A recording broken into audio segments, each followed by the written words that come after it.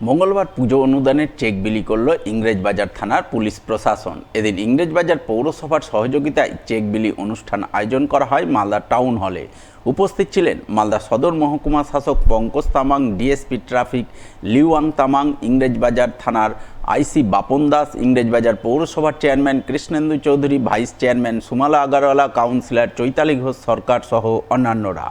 তারা সকলে মিলে এদিন ইংরেজবাজার থানা এলাকার 190টি পুজো কমিটির হাতে রাজ্য সরকারের তরফে পুজো অনুদান 1,10,000 টাকার চেক তুলে দেন প্রত্যেককে। সেই সঙ্গে পুজো কমিটির সদস্যদের আরও একবার পুজোর গাইডলাইন মেনে পুজো করার ব্যাপারে সচেতন করেন উপস্থিত প্রশাসনিক আধিকারিকরা। আজকে একটা এখানে প্রোগ্রাম ছিল, পুরোপুরি প্রোগ্রামটা পুলিশ থেকে আয়োজন ছিল।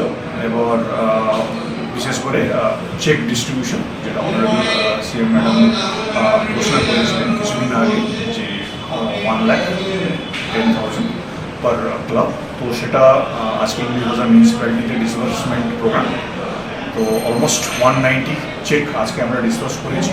ডিএসপি সাহেব আছেন, পুরো পুলিশ টিম সভা আমরা ডিসবার্সমেন্ট করলাম। ইংরেজবাজার চেয়ারম্যান সাহেব এবং সমস্ত আপনার পূজা কমিটি অল উপস্থিত আছে। অন্যদিকে রাজ্য সরকারের তরফে পুজো অনুদানের চেক বিলি শুরু করলো মালদা থানার পুলিশ।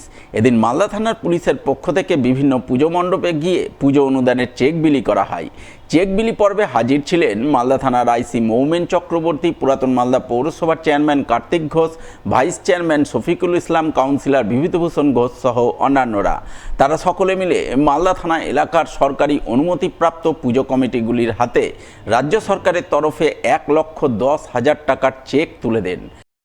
প্রশাসনের নির্দেশ এবং রাজ্য সরকারের নির্দেশে আজকে আমাদের ওলমালদা পৌরসভার ভিতরে আমাদের ওলমালদা পুলিশ স্টেশন, যার ওলমালদা থানার সহযোগিতায় এবং সমস্ত আধিকারিক তারা এখানটায় এসেছেন, এবং তার সঙ্গে সঙ্গে আমাদের জনপ্রতিনিধিরা রয়েছেন, আমাদের ভাইস চেয়ারম্যান, আমাদের এখানটা 12 নম্বর ওয়ার্ডের কাউন্সিলর রয়েছেন, 16 নম্বর ওয়ার্ডের কাউন্সিলর রয়েছেন, নববাবুরা রয়েছেন, সকলে রয়েছেন।